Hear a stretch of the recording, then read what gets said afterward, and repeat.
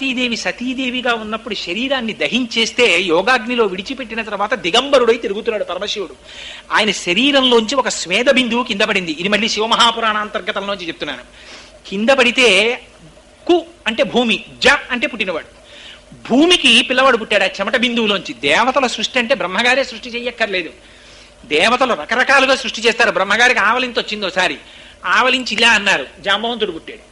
అందుకని ఒకసారి వినాయకుడు వచ్చి అక్కడ బూడిదని బొమ్మ చేశాడు. గణపతి బొమ్మ చేస్తే బ్రహ్మగారు చూసి భండా అన్నారు వాడిని. వాడు భండాసురుడై పుట్టి కూర్చున్నాడు. గణపతి ఓసారి గడ్డం గోక్కున్నారు, అందులోంచి పెద్ద సృష్టి వచ్చింది. అందుకని దేవతలు అనేక రకాలుగా సృష్టి చేస్తారు. ఆ సృష్టి చేయడంలో ఉన్నటువంటి రహస్యం ఏమిటంటే, ఇదిగో అటువంటి సృష్టికి సంబంధించినటువంటి రహస్యమే ఈ క్షేత్రాలకు సంబంధించినటువంటి 6 క్షేత్రాల్లో కూడా ఉంది. అందుకని ఆ సుబ్రహ్మణ్యేశ్వర స్వామి వారి యొక్క దివ్యమైన పావన చరిత్ర అదిగో. ఆ భూమికి ఆ రోజున పరమశివుని యొక్క స్వేద బిందువు పుడితే ఓ పిల్లవాడు పుట్టాడు. కు అంటే భూమికి జ పుట్టినవాడు కాబట్టి వాడు కుజుడయ్యాడు. వాడు పరమశివుడి గురించి తపస్సు చేశాడు. చేస్తే శివుడు ప్రత్యక్షమై అనుగ్రహించి, నువ్వు ఇంత ఘోరమైన తపస్సు చేశావు కాబట్టి నీకు నవగ్రహాల్లో గ్రహస్థానం ఇస్తున్నాను, స్థానాన్ని పొందన్నాడు. ఆ కుజుడి శక్తి ఏమిటో తెలుసా అండి? 3 రకాలుగా ఏడిపించేస్తాడు ఆయన. ఏమిటో తెలుసా అండి? ఒకటి రుణబాధ. కుజగ్రహం గాని సరిగ్గా చూడలేదా, ఎంత ఐశ్వర్యం ఉన్నవాడు కూడా అప్పుచ్చుకుని చీకటి పడ్డాక క్రీనీళ్ళలో తలపాగా కట్టుకు తిరుగుతాడు. గుర్తు పట్టేస్తారేమో అని అంత ఏడిపించేస్తుంది కుజగ్రహం. రెండోది ఏమిటో తెలుసా అండి? శత్రుబాధ. ఎక్కడికి వెళ్ళినా శత్రువులే కనపడుతుంటారు. పిరికివాడై భయపడిపోతూ జీవితాన్ని గడుపుతాడు.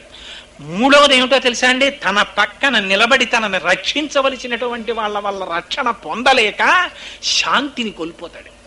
ఈ 3 కూడా కుజగ్రహం యొక్క అనుగ్రహం లోపిస్తే ఏర్పడతాయి. 3 తట్టుకోలేవు. ఈ 3ంటిని ఇవ్వగలిగినటువంటి కుజగ్రహానికి అధిష్టానం సుబ్రహ్మణ్యేశ్వర స్వామి.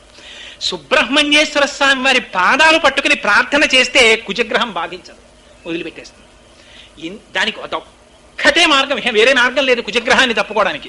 అందుకే ఇవాళ దేశంలో గ్రహస్థితి సరిగ్గా లేకనే ప్రమాదాలు అనేకం జరుగుతున్నాయి కుజగ్రహ దోషం వల్ల ఇవన్నీ. అందుకనే ఇవాళ ఎందుకు వచ్చిందో, లేకపోతే సుబ్రహ్మణ్యేశ్వర స్వామి వారి యొక్క వైభవాన్ని నేను చెప్పగలనా? కానీ చాలు 4 మాటలైనా ఆయన గురించి చెప్పుకుని వింటే, స్కందసాలోక్యతాం వ్రజేత్ ఆయుష్మాన్ పుత్రపౌత్రశ్చ, ఆయుర్దాయం ఉంటుంది, పుత్రపౌత్రాదులు వృద్ధి చెందుతారు. ఏదో ప్రమాదం, బ్రహ్మాండమైన ప్రమాదం జరిగి తల పగిలిపోవలసినటువంటి వాడికి కాలు ఫ్రాక్చర్ అయి బతికి బట్ట కట్టేసి తండ్రి కొడుకు దక్కుతాడు. చాలదో ఆయన అనుగ్రహం ఉందన్నమాట గుర్తు. సుబ్రహ్మణ్యేశ్వర స్వామి వారి యొక్క అనుగ్రహం ఉంది కాబట్టి జాతకంలో తేడా వస్తే శరీరానికి శీర్షాన్ని కొట్టవలసిన వాడు తలని కొట్టకుండా కాలుని కొట్టి వదిలిపెట్టేస్తాడు. సుబ్రహ్మణ్యానుగ్రహం ఉంది కాబట్టి, లేకపోతే ఏడిపించేస్తాడు. అందుకని అంతటి అమంగళాన్ని కూడా చిన్న అమంగళం కింద తీసేస్తాడు.